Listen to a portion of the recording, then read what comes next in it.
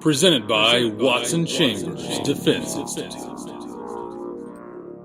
Brent Likens from WC. We're down here in Nashville, Tennessee at the NRA convention 2015. Here with Blake, Gemtech. They make awesome stuff.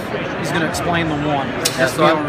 I'm the director of engineering at Gemtech. So this can was specifically designed for cross-platform use. So you can use it on a 7.5-inch 5.56. We've tested it on 12-inch 308, and obviously blackout is good for a 7.5-inch gun as well.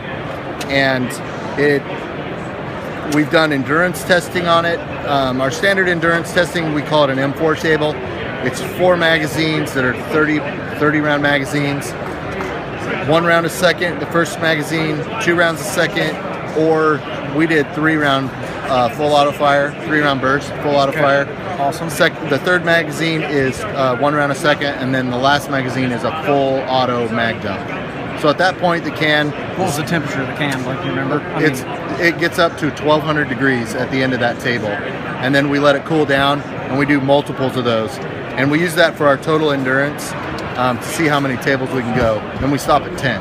So this can is good for a 7.5-inch 5.56 under those conditions and up. Now with your barrel attachment, Blake, with this device, how does that do the wear and tear on the can? Because you know with 5.56 you have a lot of unburnt powder. Yep. So what's the durability, what's the life of this can if I'd have it on an SBR and 5.56? So if it's a 7.5-inch, you're probably going to be 10,000 rounds. Okay.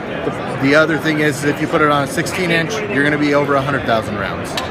So it's a sliding scale, right? 10.5-inch, you're going to be 30,000 rounds. And those are realistic numbers, right? So. Oh, that's awesome. Well, thank you very much. Yep. Thanks, guys. Appreciate it. Gemtech, doing it right.